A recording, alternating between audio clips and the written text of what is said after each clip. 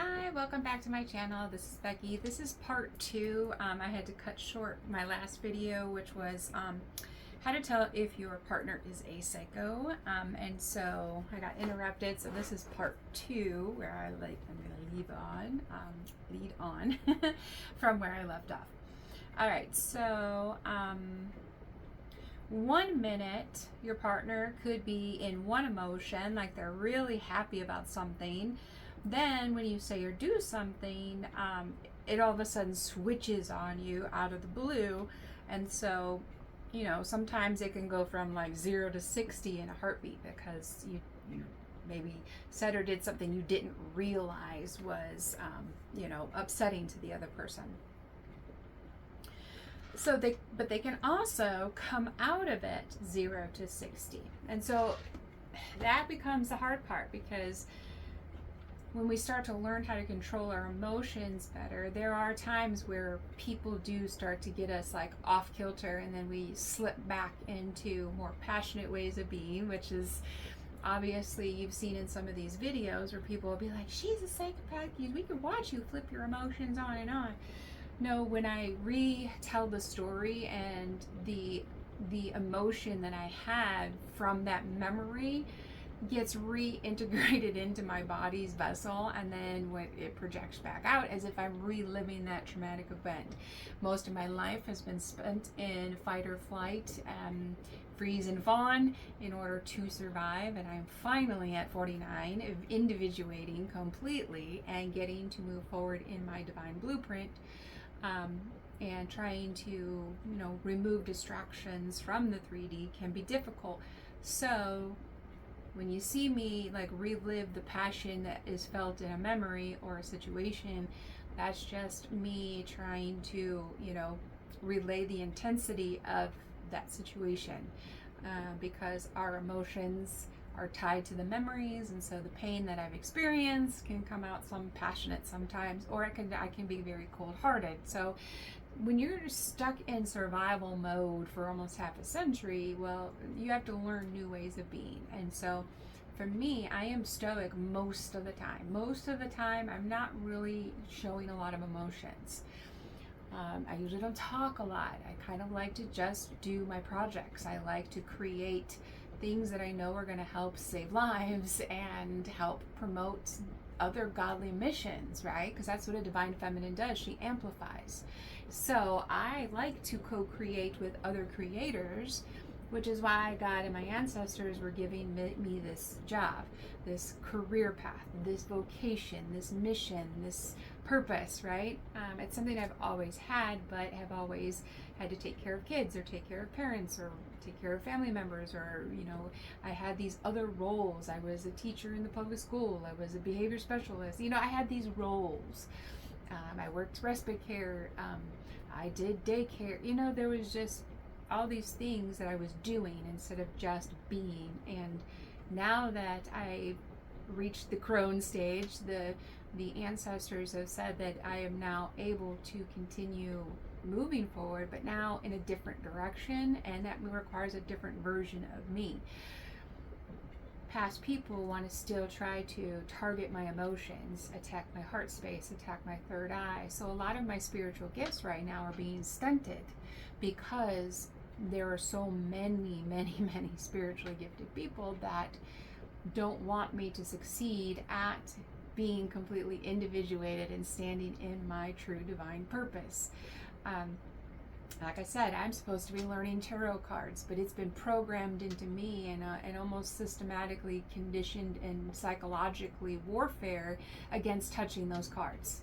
So I am trying to have this internal battle with myself of doing what I know I'm supposed to be doing, but also deprogramming from what everybody else has told me is right or wrong, and what is godly and what is not godly. So I'm trying to overcome my own battle to be able to pick up the tools that I'm supposed to be using and should have been using all along, but had been crucified and condemned and psychological warfare since a small child to never touch those cards because they're evil. Don't divinate. Don't use the ruins, which I just got some. So now I'm going to learn how to do ruins tiles. I'm very good with scribing with a pendulum. I've done that most of my life. They're not always accurate, and it's just a quick temperature, and sometimes the demonic and the spirits will mess with the outcome of it, because we're all electrical currents whether we're in a body or not, so the spirits can still mess with things.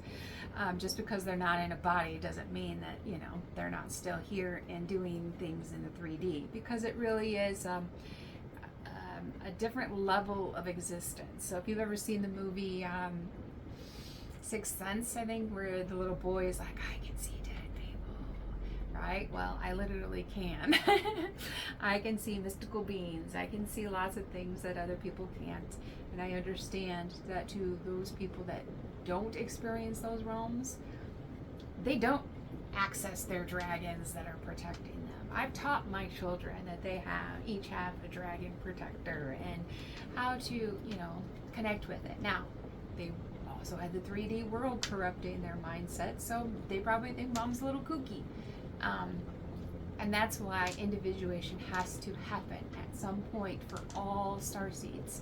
They need to experience the world without their mother around, without their father around. The mother and the father are only biblically there to program the child in God ways of how this universe works. Unfortunately, that's not what's happening, and so I've kind of been like an undercover secret agent for God and the cosmos within the systems and within the communities. But when you walk like Jesus and Mary, but you also tap into the mystical aspects of the reality, and you can pull things from the quantum field, and they watch you do that, of course it looks a different way, because that's how they're programmed. And again, some of them like the programming the way it is because they gain something, whether it's money or finances or gifts or sexual favors, whatever it may be, from people not having the knowledge and the wisdom that I possess. So I become a huge threat for people everywhere I go. Like I said, when co-creators want to keep the wool over people's eyes, and I'm sitting there going, nope, I'm not going to be part of that. Nope, we're not going to not when I'm here. Well, then they want to get rid of me. And usually they just fire me, and then people just learn not to hire me because, oh, she's a truth teller, and you're not going to get away with whatever shady stuff is happening. And so then I get ostracized. And then I'm like, okay, well, now what do I do? God said just be careful, finish your healing through the ascension process, and then the rest will come into play. I've been trying to force this business to work out of this.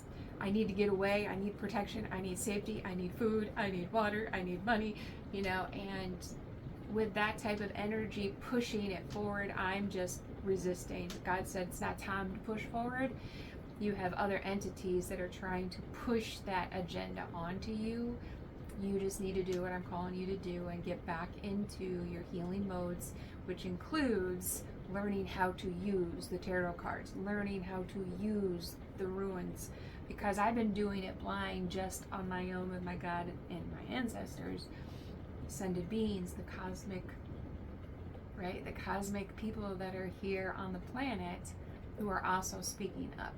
I can resonate with Teal Swan, like she is another, I am you and you are me, so I can see my reflection in each person, and I know that I'm supposed to be speaking publicly, but right now God's still working the 3D out in order to move me where I need to be in order to keep moving forward in my mission. So I am going to be taking a break from working directly with people, and I'm just having faith that all the divine beings are hearing this, whether the algorithm shows it or not, no matter how many likes or views. I know it's being monitored by higher forces. And I'm sure editing is being done on their end on who can actually access these. Because most of the time people like me aren't taken seriously. They will say, oh, she's just a psycho, or, she's crazy, or whatever it is, to dismiss and dismantle what God's trying to do through me. So that's why I'm still going to be doing these little videos. However, I am going to be on the move because this place is no longer safe, and I don't want to bring any harm to the kind-hearted people who do offer me safety and shelter and food and water in times of crisis. So I don't want it to impact their lives. So I will be moving from this location. So most of my film will probably be more outdoors since I'll be back to living in a vehicle and moving around to keep safe. So I'm not completely gone, but I got other things that God needs me to do than just push the agenda of, this business. Because it's not really about the money. Yes, I need money in order to keep this vessel alive, but what's more important is that I be able to stay around to keep doing God's work. And if they succeed at killing me, then that's a moot point. So I need to go basically more covert. I need to get off the grid again, and I'm going to be going back through the healing and letting the divine beings and the cosmic beings handle the 3D realm while I'm trying to heal my brain, which is under attack, and keep my health up and going, which I've successfully been doing in spite of, the attempts to wreak havoc on my vessel. So psychopaths have no depth, and that's where a lot of people get me wrong, because on the surface, when you first meet me out in public, if you catch me in a situation where I'm upbeat and positive, then people will think that, oh, she's stupid and she's not awake and she's gullible, and then we can attack her. And I give the warning. I said, no, I'm a protected child of God, whether you believe it or not. And then when karma hits or consequences happen, then of course they say I'm doing something. And I'm like, no, I just told you that I'm a protected child of God. And so whatever you throw at me is going to come back at you. And the same goes for me. When I get low vibrational and I'm flinging mud, which you've seen in some of these other videos, I am dishonoring God. And so I have to stop fighting over my business, because it's not my business. It's God's business.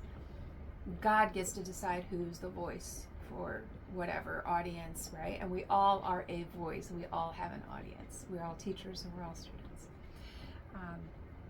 So when you get to actually know me, sometimes you'll meet me and I'm just cold, deadpan, no emotion, and I'm here to do business. We're here to get things squared away. And again, the presentation of my emotions, of my words, my thoughts, my actions are all in alignment with the Heyoka empath, which is the cosmic clown. So just because I'm lighthearted and I'm being feminine and I'm just being, kind and considerate, I don't have to do those things. I enjoy doing those things. I like being in a submissive role to the right person. But I will not submit to anybody but God. And that's there's no ring on my finger, then I am not submitting to you. That's just how I function. So anybody who wants to kind of come at me and be in competition, not going to happen, because I'm not here to compete with anybody. Okay, I'm looking for someone who complements me.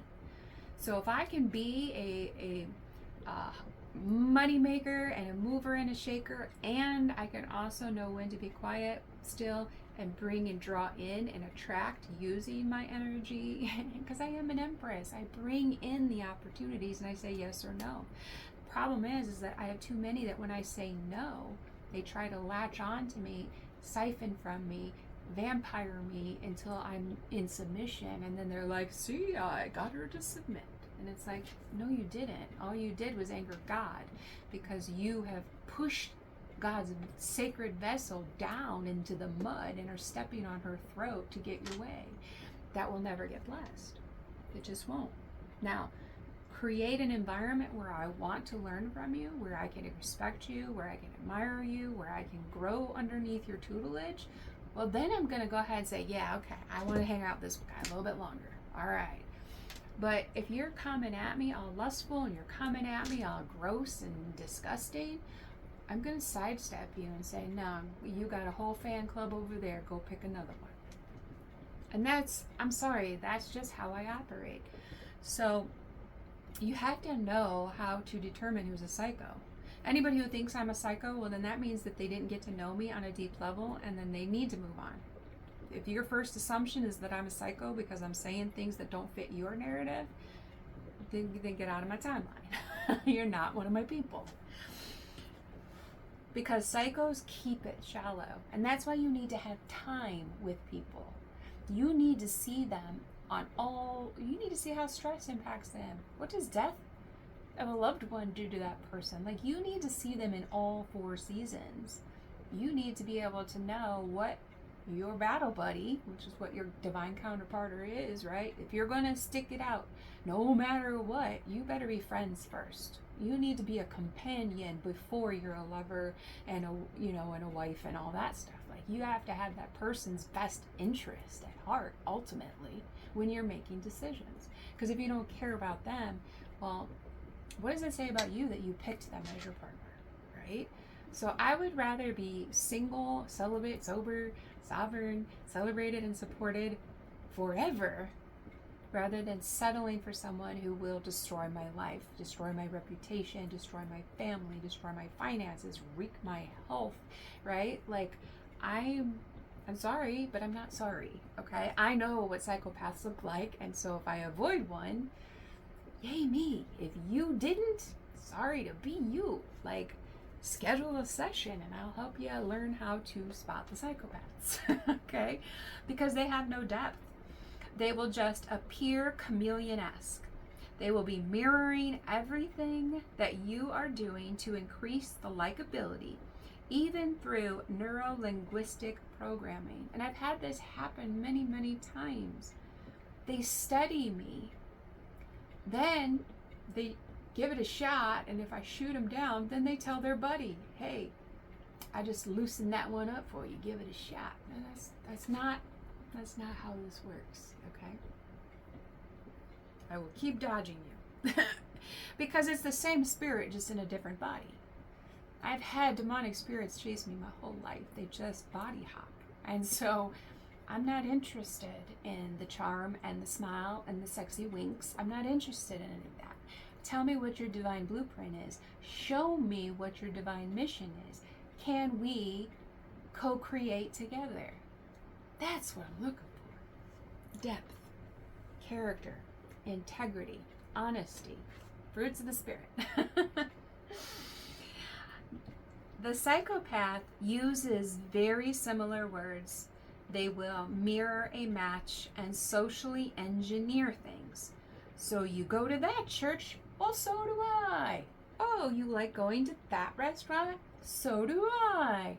Or they will intentionally navigate to set up scenarios where you think you're just randomly meeting a stranger who happens to be nice to you, and then you don't even know that it was a plot and a plan the entire time from someone over there or over there who just spotted you and was studying you and said, all right, you go do that, I'll go right, you go left, you go in the front, we're gonna see one of us is gonna win.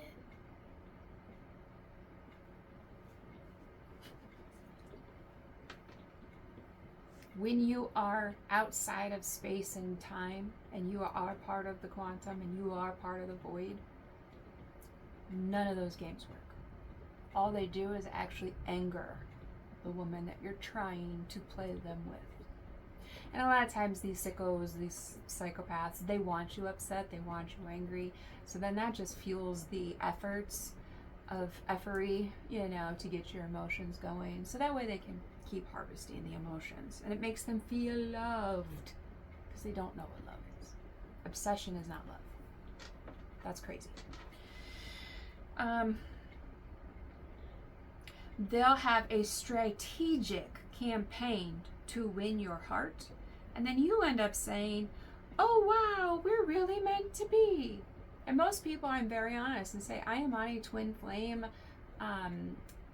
since my whole life, but really 2018 is when God said, clean up your act. Like, stop wallowing in the fact that there's no divine masculines, okay? Just stop wallowing it. That's why you're here, is to train men who think that they're reached their godly state, that they're still wrong.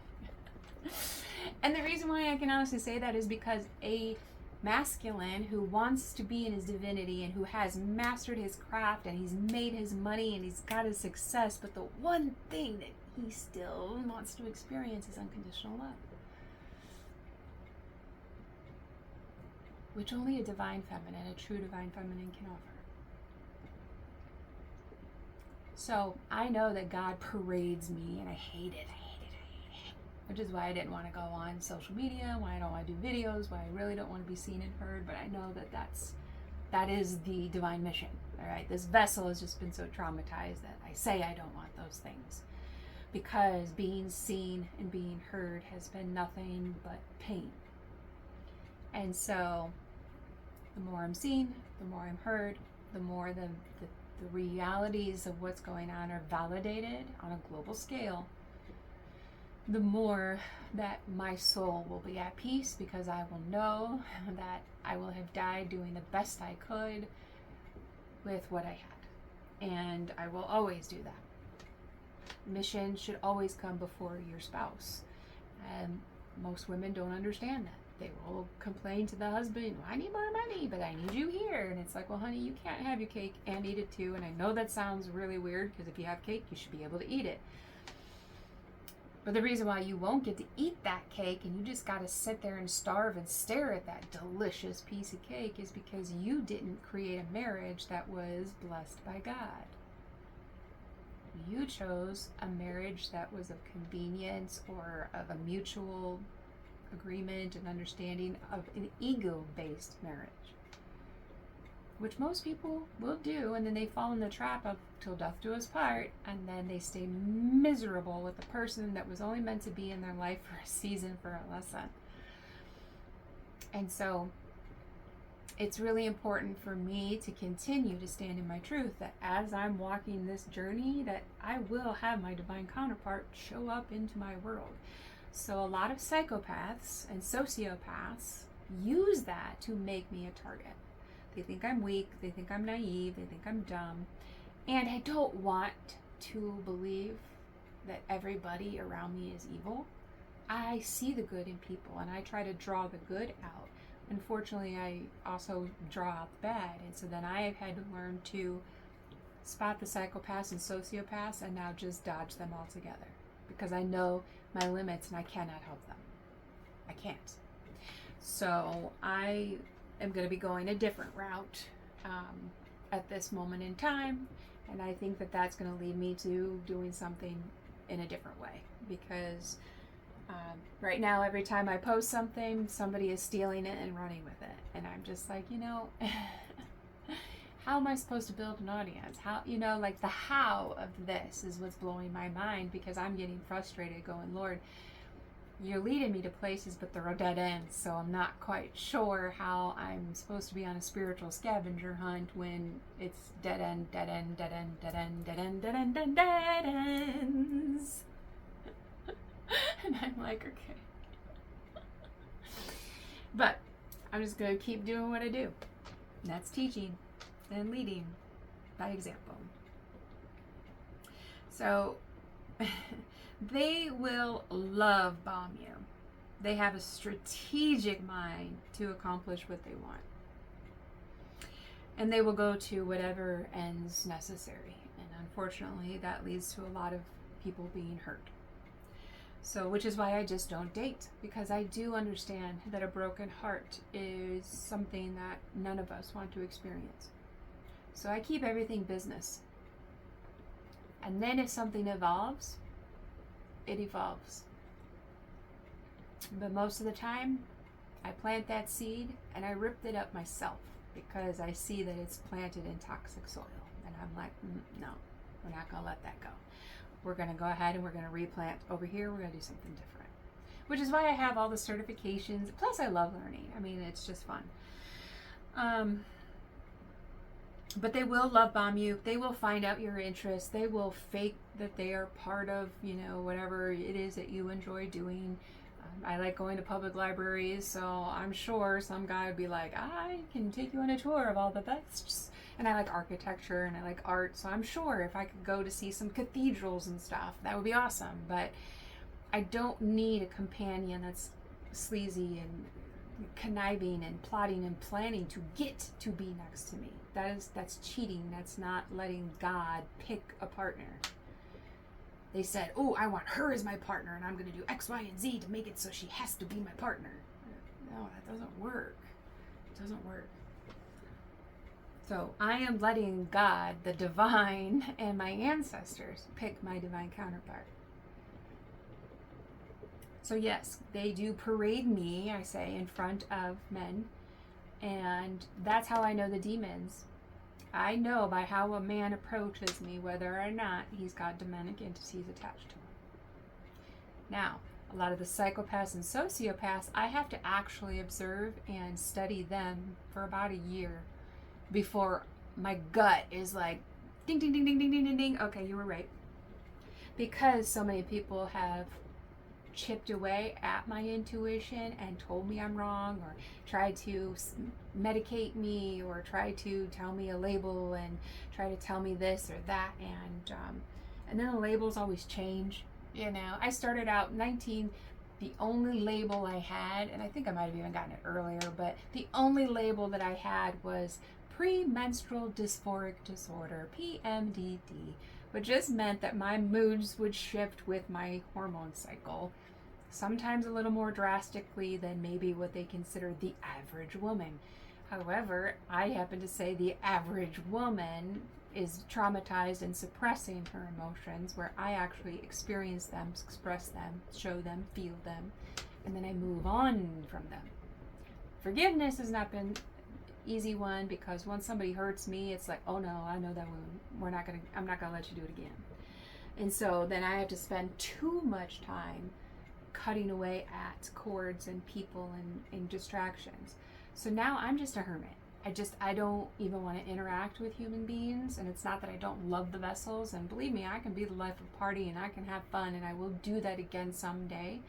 But at this point in time, this vessel is too sensitive to be around the other humans, and they take it personal, and I can't help that. It's spiritual, it's not personal. So it's not that I'm abandoning people, it's that people aren't growing spiritually, and then I become physically ill and have migraines and stomach aches and everything from being connected with them energetically. And even now, I'm still having a hard time, and I'm getting over it, and it's getting better. The injustice and the lying and the manipulating, those are like hot buttons for me. Hot buttons, and people know it. So I have to stay away from people who know how to push my hot buttons.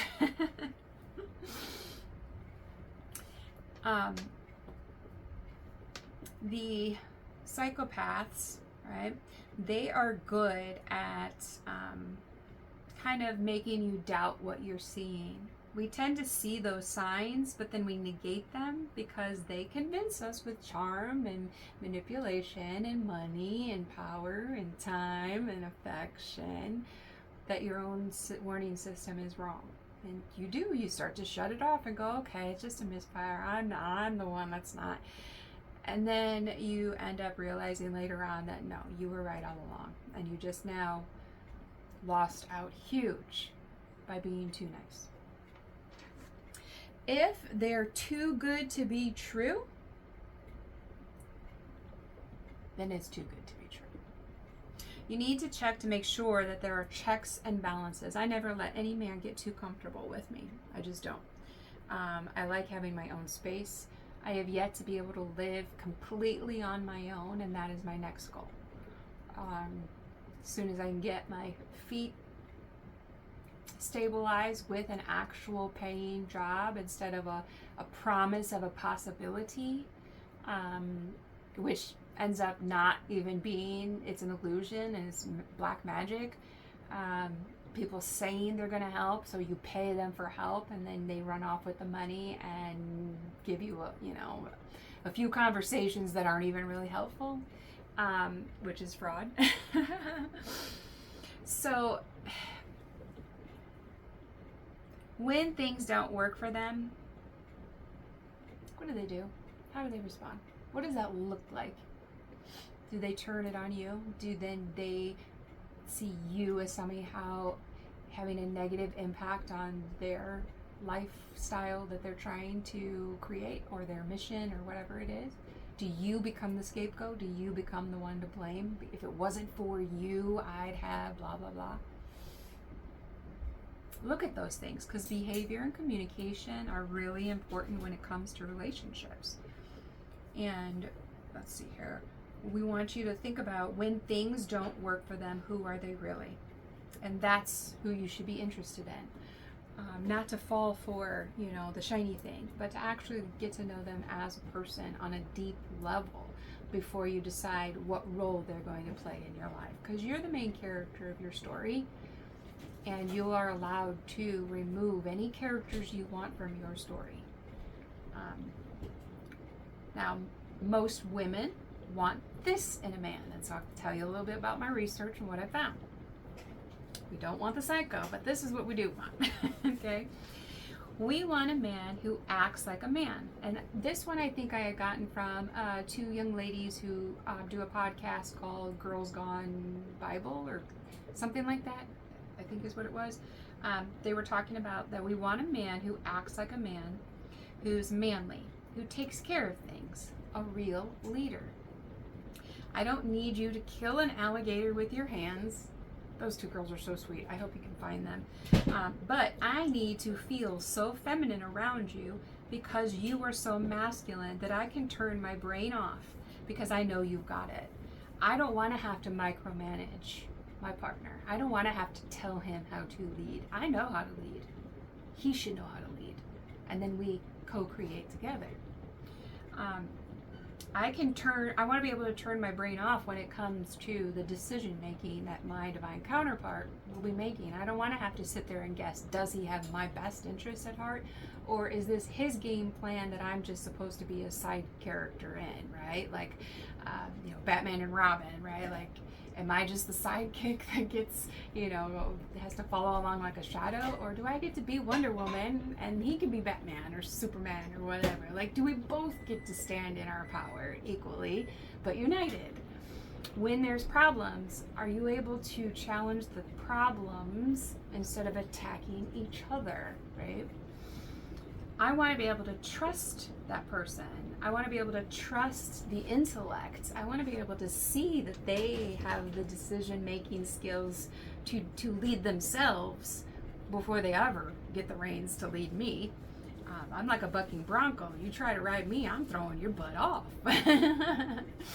So I want to trust your character. I want to trust that I can close my eyes and I can follow you blindly, and that I'm going to be happy about where I end up. Because you know me and my heart and my mind and my soul mission and my divine blueprint so well that now becomes under your protection too. That's what a true divine counterpart does. They don't try to tear you down, stomp on you, to force you into submission in a religious kind of mindset. I've had too many men who think that I should just be, subservient and scrubbing my floors in lingerie and making them home cooked meals and, just staying in the house and all that kind of stuff. That's not what God designed me for. So I don't want to have to think about what you're saying and try to decipher what it means. I want what you say to be what you mean, and what you mean be what you say. Because that's what I offer. That's what I present. And I expect that back. I expect that if I'm not in the same state with you, that you're not going to be flirting with other people. Because when I'm in another state, I'm not flirting with other people.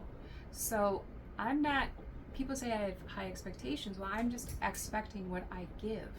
So I don't think that's too high of expectations.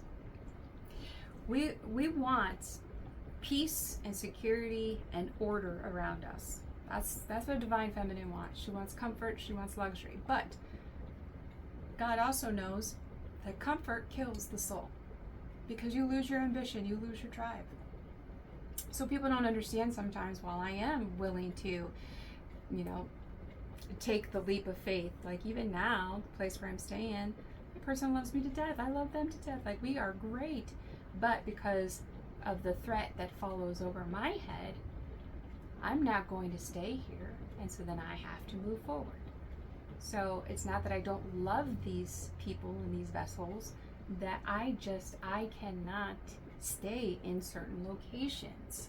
And people will take it personal, like, oh, she just doesn't like us anymore. No, it's not safe for me to be in that environment anymore. And you don't comprehend that or understand that, so then I just have to move away and let you think whatever you're going to think. If you love me and you care, you're going to come and want to have a conversation with me, and then we'll talk about it.